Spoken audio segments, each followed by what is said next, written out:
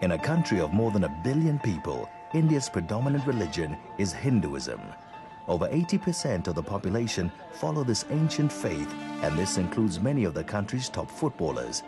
But when you have to deal with things like karma, a concept that can be loosely translated as what goes around comes around, how do you go in for a tackle knowing that you may injure your opponent?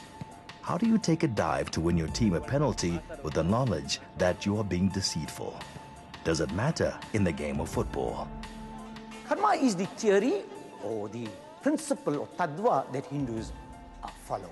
And all karma says that every action of yours is recorded in the Akashic records of the universe.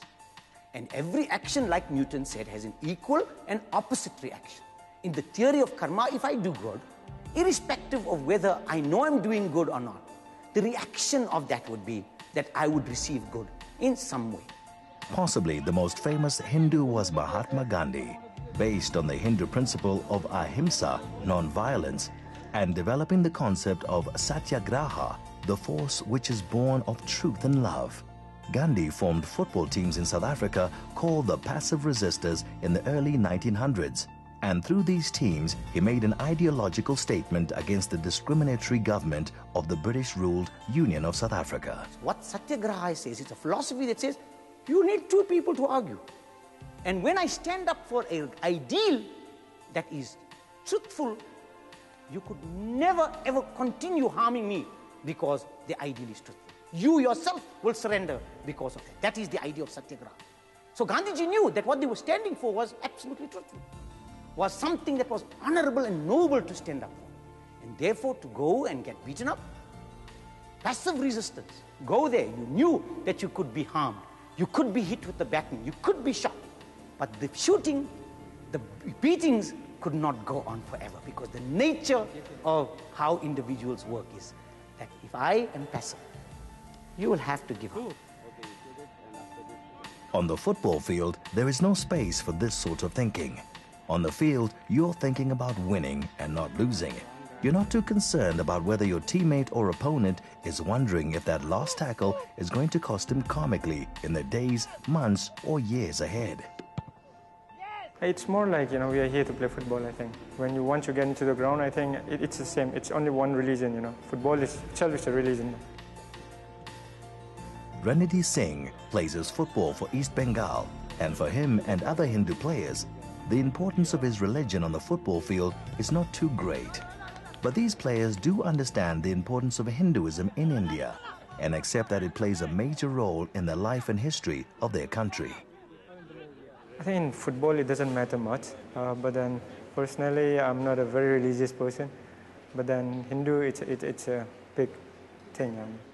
While Hinduism is the main religion of India, there are many other faiths that exist in the country. These religions are represented in the football teams of India, and within one team, it's not unusual to find 5 or more different individual belief systems.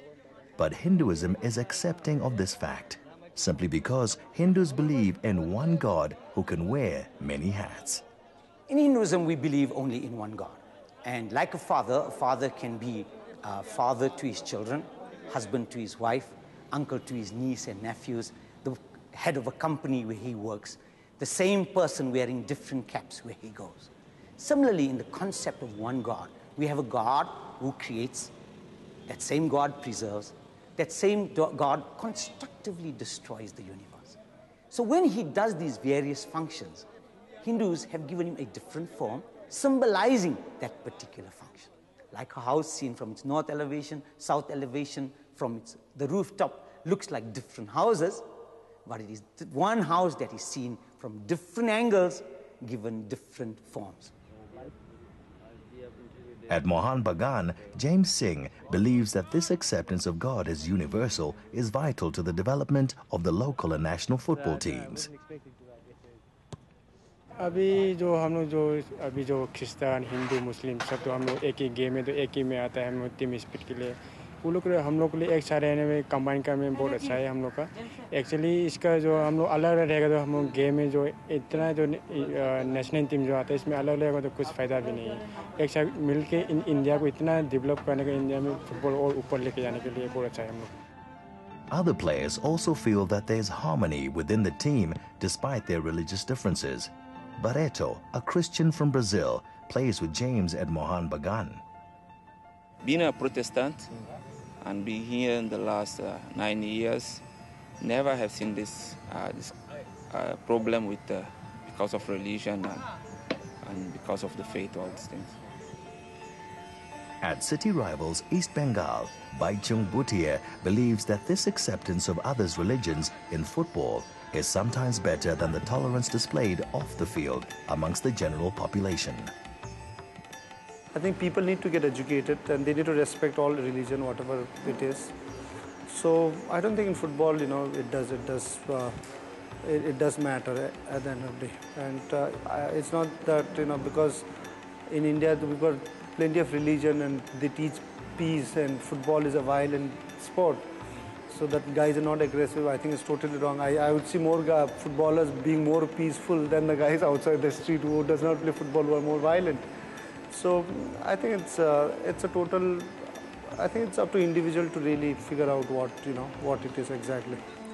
So deciding for yourself whether or not you're going to take on a faith and live it on the football field is the duty of each individual. But a football team is made up of 11 players, and in terms of the team goal, they each have a duty on the field. This rings true with the Hindu concept of dharma, that everything in creation has a duty to be what it was meant to be, to truly be a part of the universal family.